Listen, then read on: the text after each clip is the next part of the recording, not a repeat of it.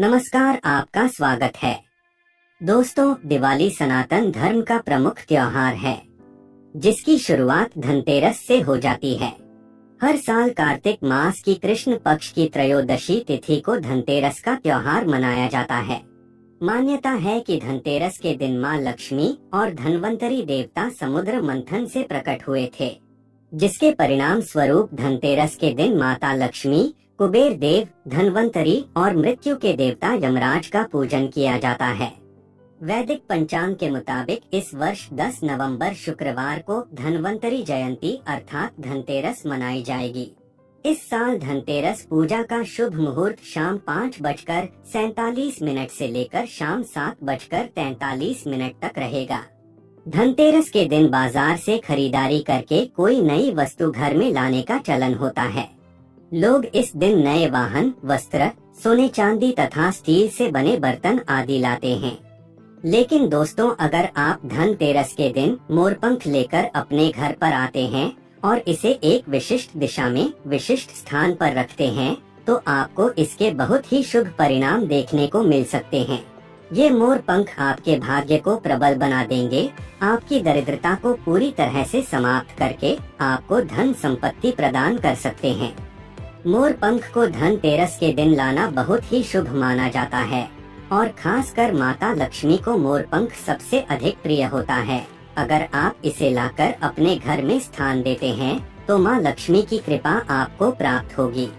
दोस्तों, वास्तुशास्त्र में मोरपंख का बहुत अधिक महत्व होता है। वास्तुशास्त्र के अनुसार मोरपंख का घर में होना बहुत शुभ होता है। यह जिस स्थान पर भी होता है, वहाँ की नकारात्मक ऊर्जा को नष्ट कर देता है।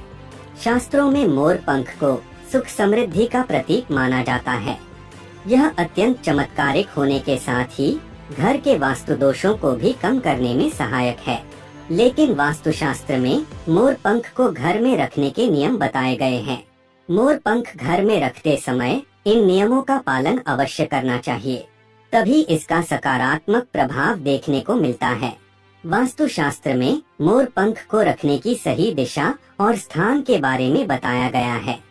अगर आप अपने घर में मोरपंख को उसके निश्चित स्थान और दिशा में रखते हैं, तो यह घर के अंदर की नकारात्मक ऊर्जा को खत्म कर देता है। मोरपंख घर में रखने के बहुत से फायदे हैं, लेकिन धन संपत्ति के आकर्षण के लिए इसका सबसे अधिक उपयोग किया जाता है। अगर आपके घर में पैसे की तंगी है, धन का खर्च अधिक होता है, घर में पैसा नहीं आता है, तो आप अपने घर पर मोरपंख जरूर लेकर आए और उसे सही दिशा में स्थापित करें।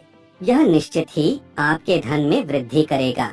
वास्तुशास्त्र में घर में कितने मोरपंख रखने चाहिए, इसका रहस्य भी बताया है। आइए जान लेते हैं मोरपंख से जुड़े महत्वपूर्ण वास्तु नियम। दोस्तों, सबसे पहले हम जानते हैं मोरपंख के धार्मिक महत्व के बारे में।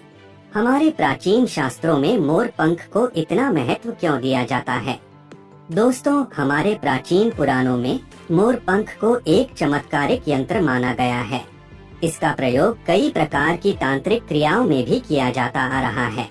तंत्र साधनाओं में इसका प्रयोग करके सम्मोहन, शत्रुनाश तथा बुरी शक्तियों को नष्ट किया जाता था। इसके अलावा ज्योतिष विद्या में भी मोरपंख का प्रयोग किया जाता है। ज्योतिष शास्त्र में मोरपंख से जुड़े उपाय भी बताए गए हैं। आयुर्वेद आदि ग्रंथों में विविध व्याधियों तथा रोगों को नष्ट करने में भी मोरपंख सहायक होता है। मोरपंख घर से बुरी शक्तियों को दूर तो रखता ही है, साथ सर्प आदि विषैले जानवर मोरपंख के भय से घर में प्रवेश नहीं करते हैं। इसीलिए वन में निवास करने वाले लोग इसे अपने घर के पास रखते थे। मोर से जुड़ी पुराणों में कई कथाएं लिखी हुई है। पक्षी शास्त्र में मोर से जुड़ी एक कथा का वर्णन मिलता है। प्राचीन युग में संध्या नाम का एक असुर हुआ करता था। वह बहुत ही शक्तिशाली और बड़ा तपस्वी था। गुरु शुक्राचार्य से विद्या प्राप्त करके संध्या नाम का असुर देवताओं को अपना शत्रु मानने लगा था। उसने ब्रह्मदेव और भगवान शिव से वरदान प्राप्त किया और बहुत अधिक शक्तिशाली बन गया। उसके बाद उसने स्वर्ग पर आक्रमण किया और कई देवताओं को बंदी बना लिया। लेकिन उस असुर को पराजित करने के लिए देवताओं ने एक योजना बनाई और उसके लिए उन्होंने मोर की सहायता ली। सभी देवता और नवग्रह मोर के पंखों में विराजित हो गए, जिससे मोर बहुत ही अधिक शक्तिशाली बन गया और विशालकाय रूप धारण करके उस मोर ने संध्या असुर पर आक्रमण कर दिया। इस युद्ध में संध्या असुर का वध हो गया और देवताओं को उनका आधिपत्य फिर से प्राप्त हुआ। सभी देवताओं ने मोर की प्रशंसा की और उसे भी पूजनीय होने का वरदान दे दिया। तभी से मोर को बहुत ही पवित्र माना जाता है। जिस स्थान पर भी मोर पंख होता है वहाँ पर 9 ग्रहों का अशुभ प्रभाव नहीं पड़ता है। दोस्तों, केवल ऋषि मुनि और देवता ही नहीं बल्कि भगवान श्री कृष्ण भी मोर की प्रशंसा करते हैं। भगवान श्री कृष्ण ने मोर की श्रेष्ठता का वर्णन किया है और उन्होंने मोर के पंख को अपने मुकुट में धारण करके मोर के श्रेष्ठ होने का प्रमाण भी दिया है।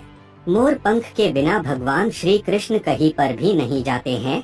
श्री कृष्ण कहते हैं, मोर शांति और प्रेम का प्रतीक है। मोर सुख समृद्धि का भी प्रतीक है।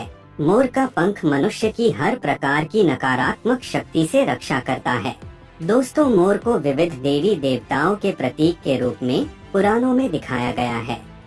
माँ लक्ष्मी, देवी सरस्वती, भगवान श्री गणेश, भगवान कार्तिकेय जी, ऐसे अनेक देवी देवताओं का संबंध मोर से जोड़कर दिखाया जाता है। माँ लक्ष्मी धन संपत्ति ऐश्वर्य प्रदान करने वाली देवी है। माँ लक्ष्मी को मोर पंख अत्यंत प्रिय है।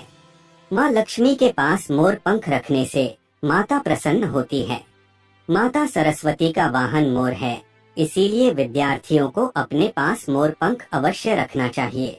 यदि आप घर में बांसुरी में मोर पंख डालकर अपने घर में रखते हैं तो इससे परिवार में सुख शांति का वातावरण निर्माण होता है। दोस्तों, हमारा घर एक मंदिर की तरह होता है। अगर इसमें रहने वाले सदस्य रोज आपस में झगड़ा करने लगे तो यह मंदिर कम, युद्ध का मैदान अधिक लगने लगता है। घर में क्लेश और झगड़े होने के कई कारण हो सकते हैं, लेकिन सबसे बड़ा कारण होता है घर में नकारात्मक ऊर्जा का प्रवेश करना।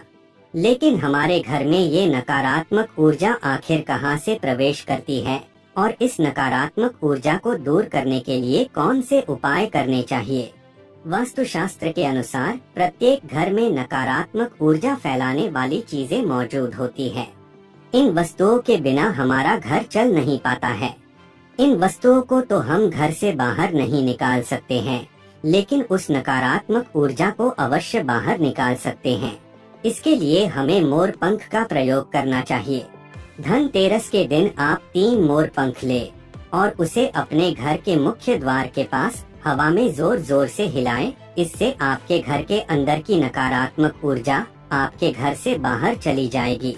अगर आप रोज सुबह ऐसा करते हैं तो आपके घर के अंदर की संपूर्ण नकारात्मक ऊर्जा धीरे धीरे समाप्त हो जाएगी और आपके घर में सकारात्मक वातावरण का निर्माण होगा।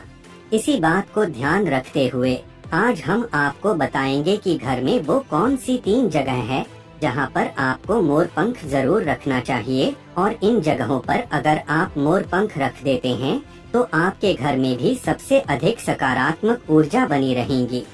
सबसे पहली बात, घर से नकारात्मक ऊर्जा को दूर करने के लिए अगर घर में नकारात्मक ऊर्जा है और परिवार के सदस्यों की तरक्की में अड़चनें निर्माण हो रही है तो आप धनतेरस के दिन अपने मुख्य द्वार के ऊपर गणेश जी की प्रतिमा रखें और प्रतिमा की दोनों ओर मोर पंख अवश्य रखें। इससे आपके घर में किसी भी प्रकार की नकारात्मक ऊर्जा प्रवेश नहीं कर पाएगी।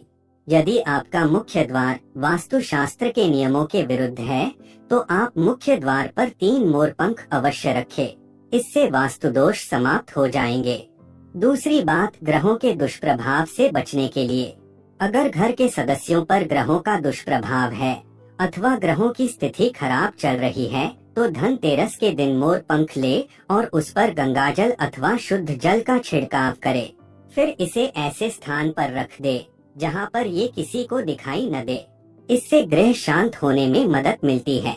तीसरी बात, बुरी नजर से बचने के लिए अगर घर के किसी सदस्य अथवा बालक को बुरी नजर लगी है या उस पर किसी की बुरी नजर का प्रभाव पड़ा है तो सोते समय उस व्यक्ति के तकिए के नीचे मोर पंख रखे और दूसरे दिन इसे किसी बहते जल में अथवा कुएं में डाल दे। इससे बुरी नजर उतर जाती है। चौथी बात, पढ़ाई में मन नहीं लगता है। अगर घर के विद्यार्थियों का पढ़ाई में मन नहीं लगता है, उनकी याददाश्त कमजोर है, पढ़ाई करते समय बार बार नींद आती है, तो विद्यार्थियों को माँ सरस्वती के सामने मोरपंख रखकर दूसरे दिन उस मोरपंख को अपनी किताबों में रखना चाहिए। इससे विद्यार्थियों में एकाग्रता बढ़ेगी और माँ सरस्वती की कृपा बनी रहेगी। पांचवा उपाय, दुष्ट शत्रुओं से छुटकारा पाने के लिए। अगर कोई शत्रु जानबूझकर आपको परेशान कर रहा है और बार बार आपको नुकसान पहुंचाने का प्रयास करता है, तो मंगलवार के दिन हनुमान जी की मस्तक का सिंदूर मोरपंख पर लगाएं और सुबह के समय बिना नहाए ही इसे बहते हुए जल प्रवाह में अथवा कुएं में डाल दे।